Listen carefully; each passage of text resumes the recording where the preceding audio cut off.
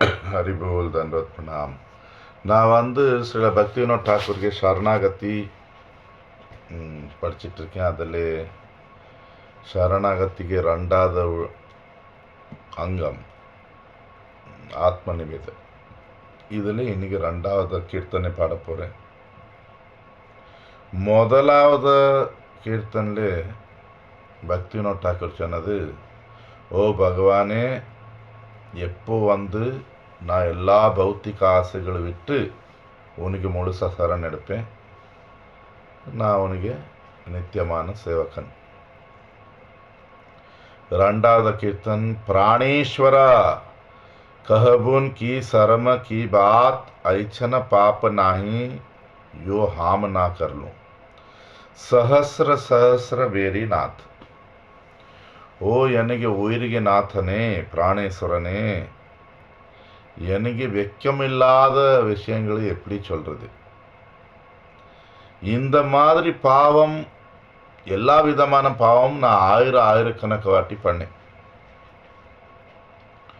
सोही कर्म फल भावे मोके पेशाई धोखा देव आब काही तखनक परिणाम कछु ना विचारिलोन आब पछु தராய்த்து சாய்.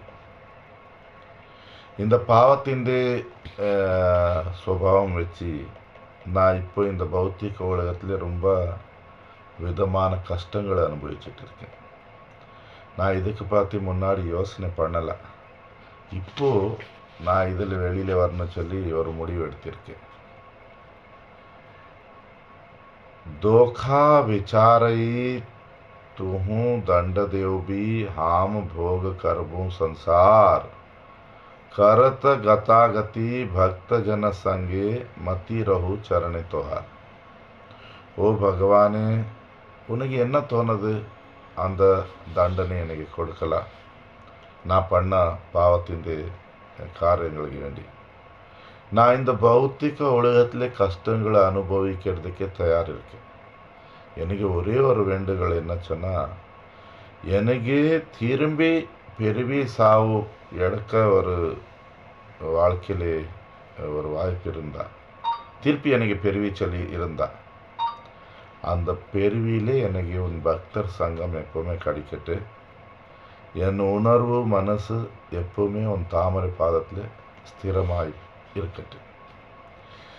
ஆப்பன சதுரப்பண துவாபதே சோம்பாலுன் ஹிருதய கர்வ தூரே கேல் दीन दया में तुवा कृपा निर्मल भक्ति विनोद आशा भील. நான் எனக்கு திறமை இல்லை புத்திசாலித்தனம் இப்போ உன் தாமரை பாதத்தில் சரண் எடுத்தாச்சு, அது கொடுத்தாச்சு.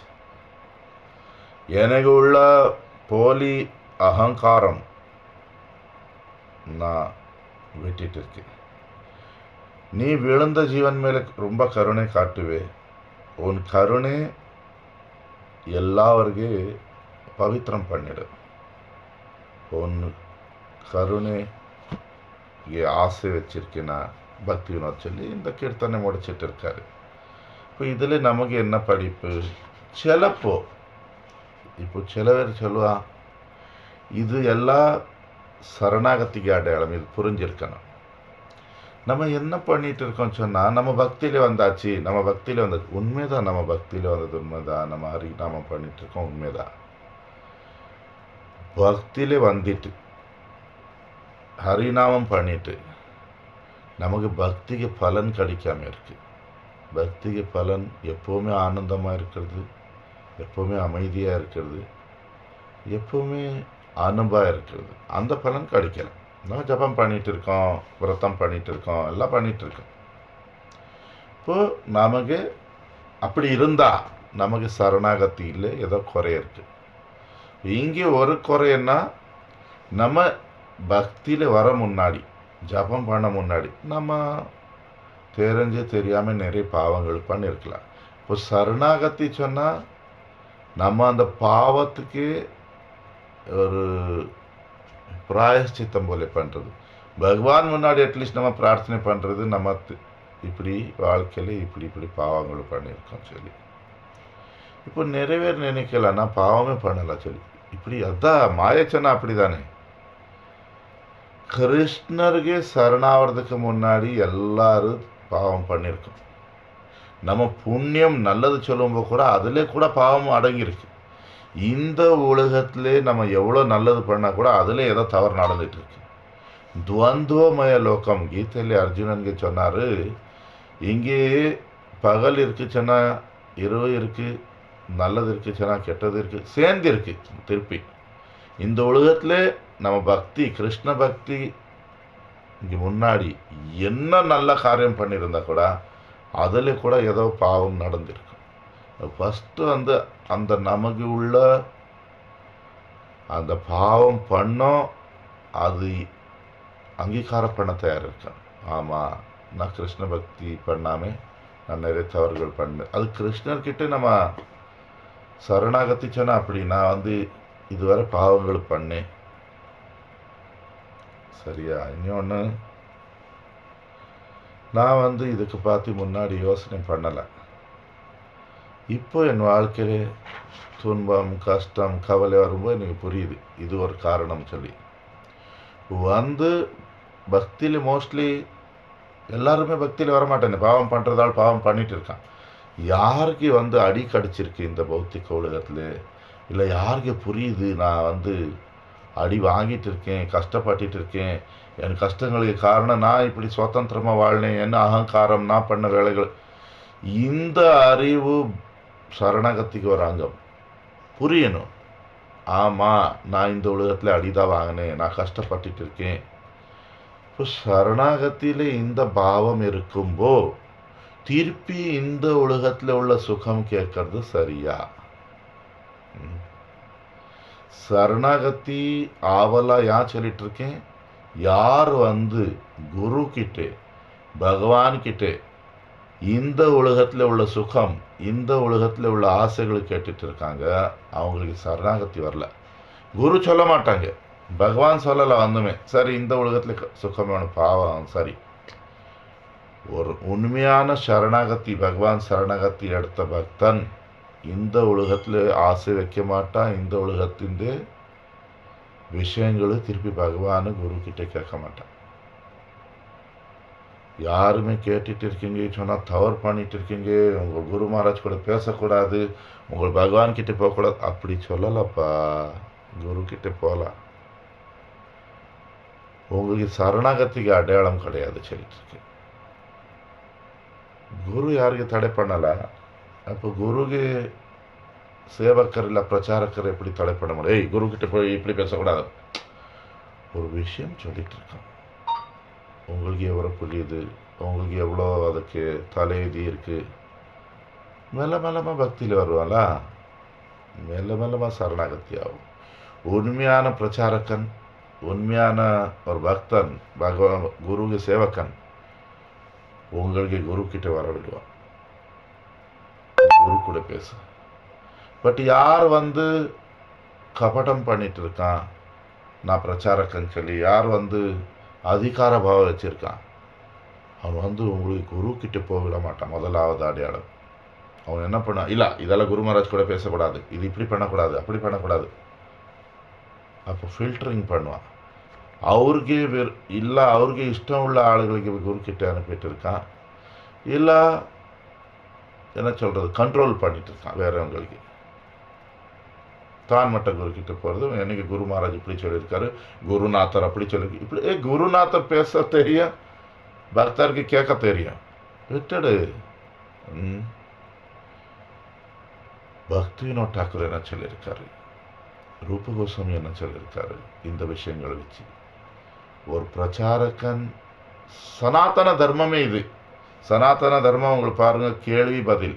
சும்மா நான் பேசிகிட்டு இருக்கேன், உங்களெல்லாம் கேட்டுட்டு இருக்கேன், அப்போ முட்டாள் கூட்டம். அது சனாதன தர்மம் கிடையாது.